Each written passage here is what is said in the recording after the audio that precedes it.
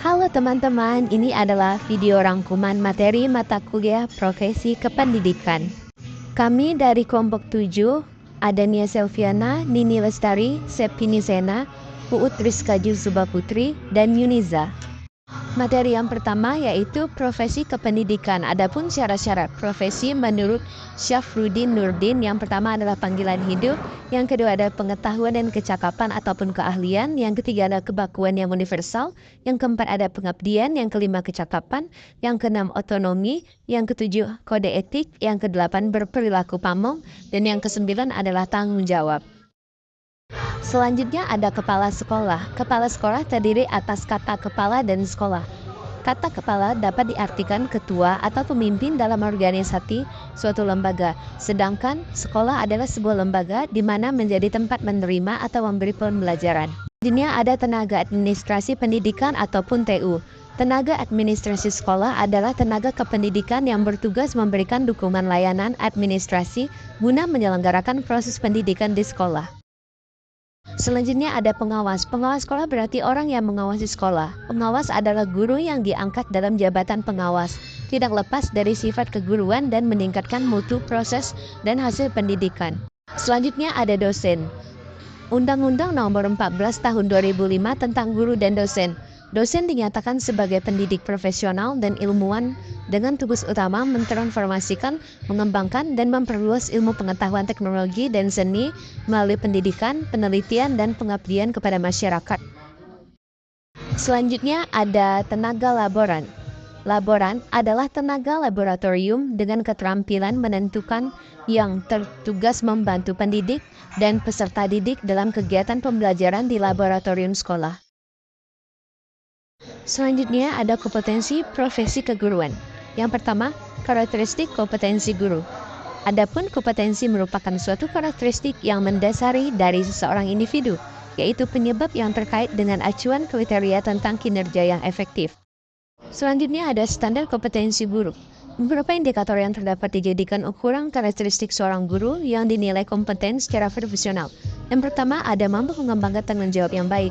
Yang kedua melaksanakan peran dan fungsinya dengan tepat. Yang ketiga mampu bekerja untuk mewujudkan tujuan pendidikan di sekolah. Dan yang keempat melaksanakan peran dan fungsinya dalam pembelajaran di kelas. Selanjutnya ada kompetensi guru berdasarkan Undang-Undang Nomor 14 Tahun 2005 adalah sebagai kedaulatan pengetahuan, keterampilan, dan sikap yang berwujud tindakan cerdas dan penuh tanggung jawab dalam melaksanakan tugas sebagai agen pembelajaran. Selanjutnya ada kompetensi kepribadian. Dalam jurnal mengembangkan kepribadian guru, Kartono menjelaskan bahwa kepribadian itu secara langsung berhubungan dengan kapasitas psikis seseorang, berkaitan dengan nilai-nilai etis atau kesusilaan dan tujuan hidup. Yang selanjutnya ada kompetensi pedagogis. Menurut El Mulyasa, kecakupan kompetensi pedagogik yaitu memanfaatkan teknologi pembelajaran dalam penyelenggaraan pembelajaran guru, mengutamakan teknologi sebagai media, menyediakan bahan ajar dan mengadministrasikan dengan menggunakan teknologi informasi, membiasakan peserta didik berinteraksi dengan menggunakan teknologi. Kompetensi sosial. Adapun kompetensi sosial adalah kemampuan yang harus dimiliki oleh pendidik di sekolah untuk berkomunikasi dan berinteraksi secara efektif dan efisien dengan peserta didik, sesama guru, orang tua ataupun wali didik, dan masyarakat sekitar. Seseorang guru akan dinilai profesional apabila yang pertama, guru tersebut mampu mengembangkan tanggung jawab dengan sebaik-baiknya. Yang kedua, guru tersebut mampu melaksanakan peran-perannya secara berhasil. Dan yang ketiga, guru mampu membuat pekerjaan dalam usaha mencapai tujuan pendidikan ataupun tujuan instruksional sekolah. Ada peran guru dalam pembelajaran. Yang pertama, guru sebagai sosok panutan yang memiliki nilai moral dan agama yang patut ditiru dan diteladani oleh siswa. Yang kedua, guru sebagai pendidik yang berperan sebagai tokoh panutan dan contoh bagi peserta didik di lingkungan sekitarnya. Guru sebagai pengajar. Guru diharapkan memiliki pengetahuan luas tentang materi yang diajarkan, menguasai strategi dan metode pembelajaran, serta menentukan alat evaluasi untuk menilai hasil belajar siswa, mengelola kelas, dan memahami dasar-dasar kependidikan. Guru sebagai pelatih, guru harus memberikan kesempatan bagi siswa untuk menerapkan teori ke dalam praktik yang digunakan dalam kehidupan, serta memberikan ruang seluas-luasnya bagi siswa untuk memperoleh pengalaman belajar dan mempraktikkan keterampilan yang dibutuhkan. Guru berperan sebagai pelatih yang melatih siswa untuk membentuk kompetensi dasar sesuai dengan potensi masing-masing. Guru sebagai model ataupun teladan. Peran utama seorang guru untuk peserta didik di jenjang pendidikan dasar, yaitu SD ataupun SMP. Guru berperan sebagai teladan bagi siswa peserta didik, memberikan contoh dalam sikap dan perilaku untuk membentuk kepribadian mereka. Guru sebagai manajer, guru memiliki peran dalam melaksanakan administrasi sekolah, seperti presensi, daftar hadir, rapot, kurikulum, dan penilaian, serta menyusun rencana mengajar, program semester, dan tahunan, serta menyampaikan rapor kepada orang tua dan masyarakat. Guru sebagai manajer pendidikan berperan menegakkan tata tertib sekolah dan memberikan arahan agar aturan dapat dilaksanakan dengan baik oleh seluruh warga sekolah. Guru sebagai supervisor. Guru berperan memberikan bimbingan dan pengawasan kepada siswa, memahami permasalahan mereka, mengidentifikasi masalah dalam pembelajaran, dan memberikan solusi untuk pemecahannya. Guru sebagai leader, guru menegakkan disiplin dengan menekankan kedisiplinan dan memberikan kebebasan yang bertanggung jawab sehingga disiplin yang diterapkan mencakup disiplin hidup. Guru sebagai inovator, guru harus memiliki semangat belajar tinggi untuk menekankan pengetahuan dan keterampilannya agar dapat menghasilkan inovator yang meningkatkan mutu pembelajaran. Guru sebagai motivator, siswa perlu memiliki motivasi tinggi, baik intrinsik maupun ekstrinsik, yang terutama berasal dari guru, untuk meningkatkan semangat dan gairah belajar. Guru sebagai aktor. Setiap individu memiliki berbagai peran, termasuk guru yang harus mampu mawas diri dan profesional, serta mengendalikan emosi dan permasalahan dari setiap situasi. Kompetensi profesi keguruan. Yang pertama ada karakteristik kompetensi guru. Kompetensi merupakan suatu karakteristik yang mendasari dari seseorang individu, yaitu menyebab dan terkaitnya dengan acuan kriteria tentang kinerja yang efektif. Kompetensi guru berdasarkan Undang-Undang Nomor 14 Tahun 2005 adalah sebagai kebulatan pengetahuan, keterampilan, dan sikap yang cerdas, mewujudkan tindakan cerdas dan penuh tanggung jawab dalam melaksanakan tugas sebagai agen pembelajaran. Menurut Undang-Undang Nomor 14 Tahun 2005 tentang guru dan dosen pasal 10 dijelaskan bahwa kompetensi guru meliputi kompetensi pedagogis, kompetensi profesional, dan sosial yang diperoleh melalui pendidikan profesi. Kompetensi kepribadian. Dalam jurnal mengembangkan bahwa kepribadian guru, menurut Kartono menjelaskan bahwa kepribadian itu secara langsung berhubungan dengan kapasitas fisiknya seseorang, berkaitan dengan nilai-nilai etis atau kesusilaan dan tujuan hidup. Dan selanjutnya ada kompetensi pedagogis. Menurut E. Mulyasa, mencakup kompetensi pedagogis yaitu pemanfaatan teknologi pembelajaran dalam menyelenggarakan pembelajaran dengan menggunakan teknologi sebagai media.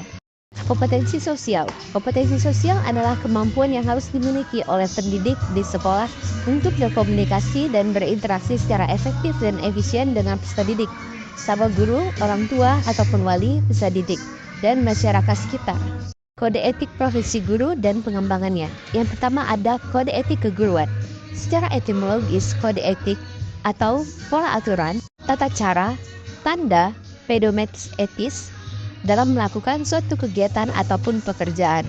Menurut Undang-Undang Nomor 8 Tahun 1974 tentang Pokok Pegawaian, dari pasal 28 dapat disimpulkan bahwa kode etik merupakan pedoman sikap ataupun tingkah laku dan perbuatan dalam melaksanakan tugas dan kehidupan sehari-hari. Kode etik guru Indonesia mendapat dua unsur pokok, yakni sebagai landasan moral dan sebagai pedoman tingkah laku.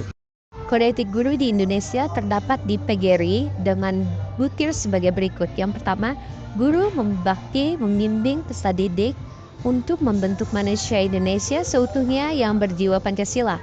Yang kedua, guru memiliki dan melaksanakan kejujuran profesi. Yang ketiga, guru berusaha memperoleh informasi tentang peserta didik sebagai bahan melakukan bimbingan dan pembinaan. Yang keempat, ada guru menciptakan suasana sekolah sebaik-baiknya yang menunjang keberhasilan proses belajar mengajar. Adapun fungsi dari kode etik itu untuk menjaga kredibilitas dan nama baik guru dalam menyandang suatu status pendidikan. Selanjutnya ada sanksi pelanggaran kode etik. Sanksi bagi pelanggaran kode etik adalah sanksi moral ataupun dicela dan dikucilkan. Sedangkan bagi pelanggar berat dapat dikeluarkan dari organisasi. Tanggung jawab guru dalam kepribadian dan pengajaran. Yang pertama, kepribadian. Faktor-faktor yang mempengaruhi kepribadian siswa. Yang pertama, pengaruh budaya. Dalam menerima budaya, anak mengalami tekanan dan mengembangkan pola pikir kepribadian yang sesuai dengan standar yang ditentukan budayanya. Bidang keadministrasian pendidikan. Bidang keadministrasian pendidikan merujuk pada seluruh kegiatan yang berkaitan dengan pengelolaan administrasi di sekolah, seperti pencatatan data siswa, penyusunan rencana pembelajaran, pengelolaan kurikulum, pemastian hasil belajar, dan laporan kepada orang tua serta pihak terkait lainnya. Tujuannya untuk mendukung kelancaran proses pendidikan dan memastikan kualitas pendidikan yang baik.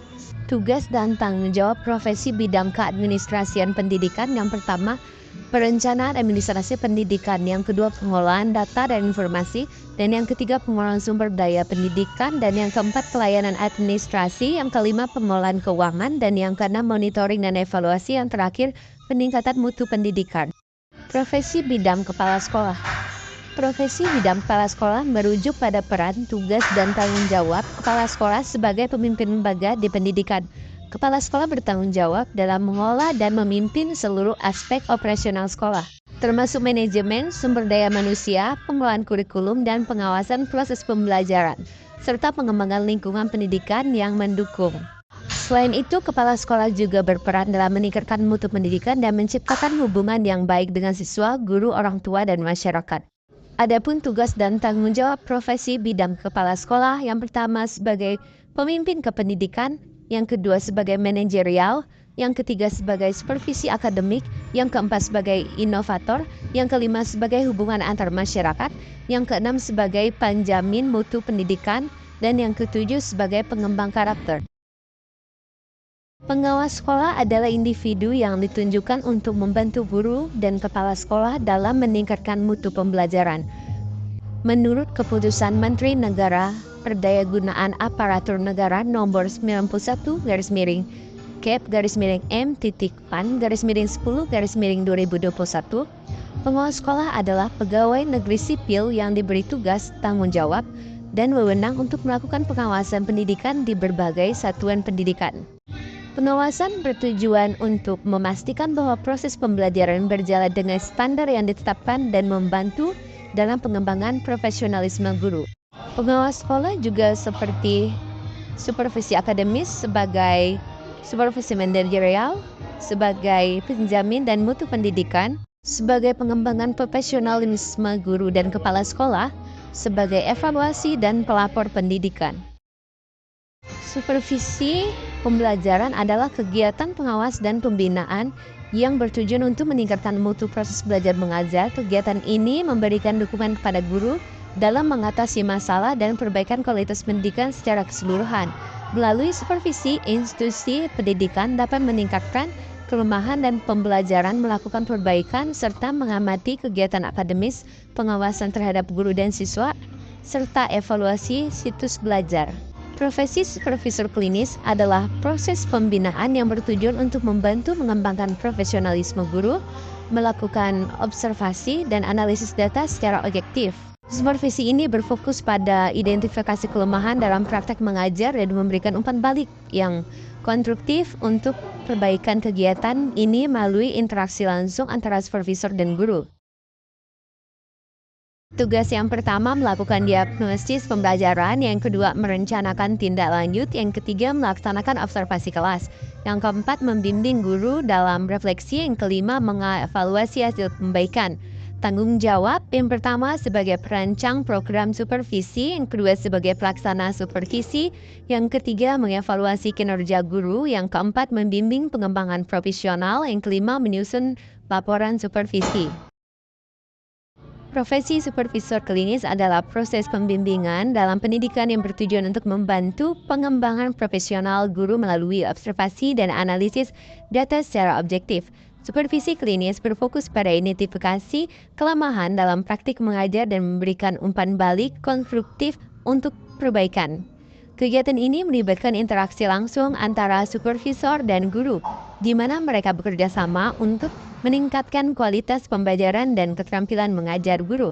Dengan demikian, supervisi klinis berperan penting dalam meningkatkan efektivitas pengajaran dan mencapai tujuan pendidikan secara keseluruhan. Tugas dan tanggung jawab profesi supervisor klinis untuk perbaikan pembelajaran. Yang pertama, melakukan diagnosis pembelajaran. Yang kedua, merencanakan tindak lanjut. Yang ketiga, melakukan observasi kelas. Yang keempat, pembimbing guru dalam refleksi. Yang kelima, mengevaluasi hasil perbaikan. Proses bimbingan dan konseling adalah suatu bidang layanan psikologis yang bertujuan untuk membantu individu, terutama siswa, dalam mengatasi masalah. Yang terakhir ada profesi ketetalaksanaan pendidikan, adalah bidang pekerjaan yang berfokus pada perencanaan, perorganisasian, pengelolaan, dan evaluasi kegiatan pendidikan. Tugas dan tanggung jawab profesi bidang ketetalaksanaan pendidikan. Yang pertama, melaksanakan perencanaan pendidikan. Yang kedua, melaksanakan program pendidikan. Yang ketiga, melaksanakan pengawasan dalam evaluasi. Yang keempat, manajemen keuangan pendidikan. Yang kelima, ada mengelola sarana dan prasarana pendidikan. Dan yang keenam, mengembangkan sumber daya manusia dengan hubungan masyarakat. Sekian materi dari kelompok kami ucapkan terima kasih. Oke teman-teman, terima kasih sudah menonton video